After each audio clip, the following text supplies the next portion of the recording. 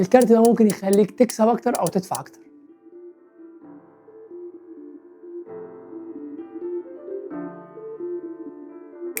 برنامج ماني فلوس في ناس كتير جربته، في ناس برضو ما جربتوش، في ناس خايفه اصلا تجربه، في ناس بتشوف نيجاتيف فيدباك على السوشيال ميديا على الفيسبوك والكلام ده كله، فهي اصلا خايفه تجرب الموضوع، خايفه تشترك، خايفه تسجل.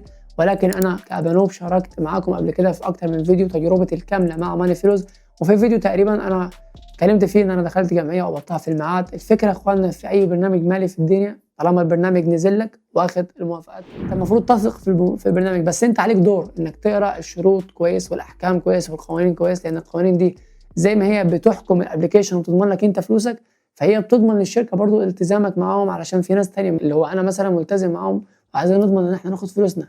فبالتالي انا دايما بشوف اي مشكله او اي شكوى على الانترنت بخصوص اي حاجه ماليه بنسبه كبيره بيكون راجع ليها ميس انفورميشن، انت ما عندكش معلومه كافيه تخص شروط استخدامك للابلكيشن. عشان كده انا شايف ان اي حاجه مشكله بتحصل في ابلكيشن زي مثلا ماني فلوس بنتكلم عنه النهارده اكيد بنسبه كبيره راجع على اليوزر نفسه. مش هنقول ان مش هيحصل كراشز، مش هيحصل تاخير في القبض، ولو ان الشركه حلت موضوع تاخير القبض ده في ماني فلوس نفسهم نعرف الموضوع ده قدام، ولكن انت عليك دور برضه، ده اللي انا عايز اقوله. كفايه انك انت مش هتشيل هم انك تتصل بالتليفون تشوف ناس مين تخش معاك تدخل جمعيه، وتشيل هم فكره انك مين يدخل الاول مين يدخل الثاني، وتفاجئ في الاخر خالص ان اصلا الموضوع ممكن ما يكملش.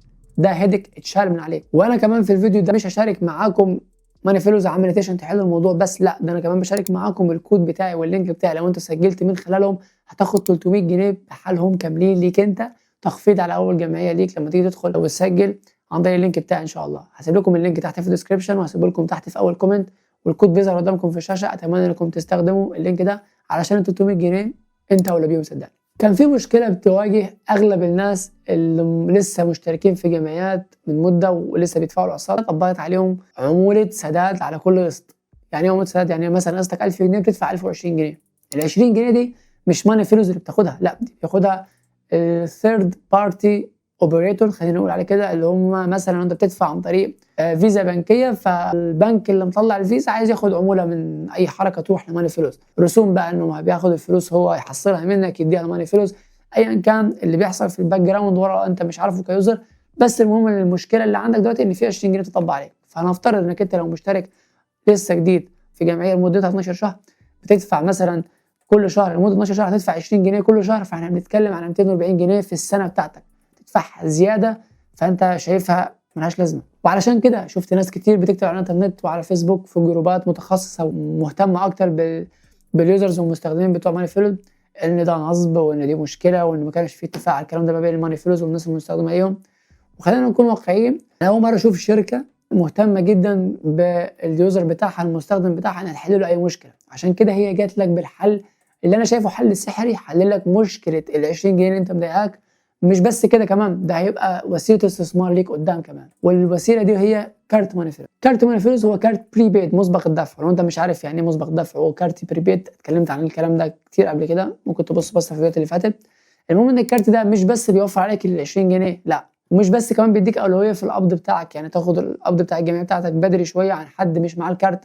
وده مش نظرا ان هم بيحبوا العملاء اللي معاهم كارت عن العملاء اللي مش معاهم كارت، لا هو الموضوع بالنسبه لهم اسرع لان هو هيترمي في الكارت بتاعهم اصلا. لا كمان فوق 200 دول هو بيديك عروض دايما لاستخدامك للكارت في شراء اي شيء سواء كان اونلاين داخل مصر او اوفلاين ستورز. في عندك عروض تخفيض، في عندك كاش باك، حاليا كان في عرض كاش باك 5% بدون حد اقصى من عدد المرات الشراء، بس بحد اقصى 100 جنيه في كل مره كاش باك، وده عرض جامد جدا. انت ممكن تعمل فلوس اصلا من حركه زي كده وتوفر فلوس على نفسك كتير. كان في عرض انا نفسي شفته وذهلت منه، تخفيض بيوصل ل 55% لو اشتريت اي حاجه من تاون تيم عن طريق انك تشتري بالكارت بتاع ماني فلوس. في عرض تاني مع ابان الاساس، لو انت مهتم بانك انت تفرش بيتك مثلا، لو استخدمت الكارت بتاع ماني فلوس في انك تشتري اي حاجه من ابان الاساس هتاخد تخفيض برضه. والعرض بتاع ابان الاساس ساري لغايه 15 مارس 2025، والعرض بتاع تاون تيم تقريبا ساري لغايه 1 مارس 2025. فانت معاك وقت على الاقل خالص لغايه ما انت تشوف الفيديو ده انك تقدر تستفيد بعرض زي كده. عروض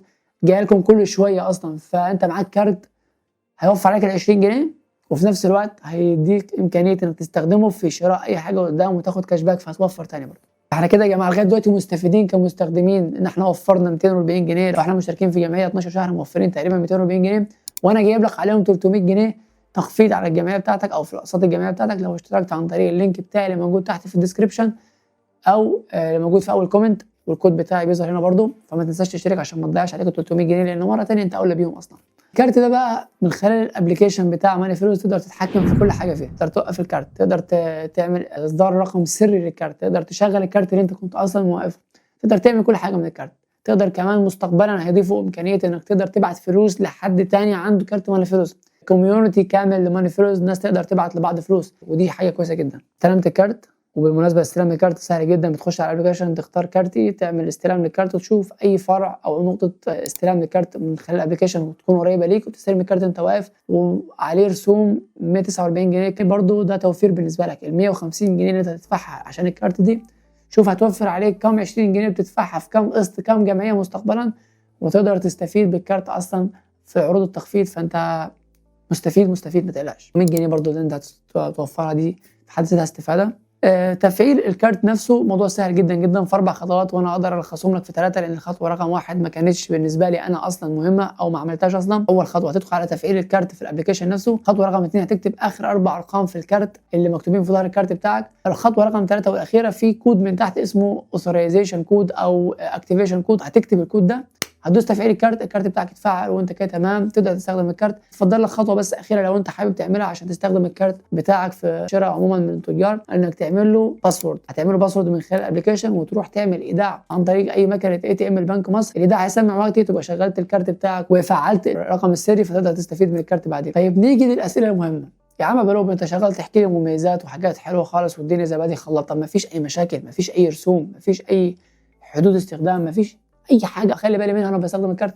طبعا في الرسوم زي ما قلت لك 149 جنيه، وانا ما شايفهاش رسوم او ما شايفهاش تكلفه اساسا مقابل المميزات اللي انت بتلاقيها قدامك في استخدامك اصلا للكارت في المشتريات بتاعتك اليوميه. بالنسبه لرسوم السحب، اي اي تي ام من اي بنك هتحط فيها كارت ماني فلوس عشان تسحب فلوس لغايه وقتنا هذا هتسحب 5 جنيه منك عموله، او مصاريف السحب 5 جنيه. بالنسبه بقى لحدود الاستخدام، هنتكلم عن السحب بعد كده نتكلم عن الايداع للشراء نفسه. حدود السحب عندك لو يومي 30,000 جنيه في اليوم، شهري 200,000 جنيه. حد الشراء والإيداع هو 60,000 جنيه في اليوم و200,000 جنيه في الشهر. والكارت نفسه تقدر تحط فيه فلوس لغاية 1,000,000 جنيه. معاك فلوس يا باشا 1,000,000 جنيه ارميهم في الكارت عادي.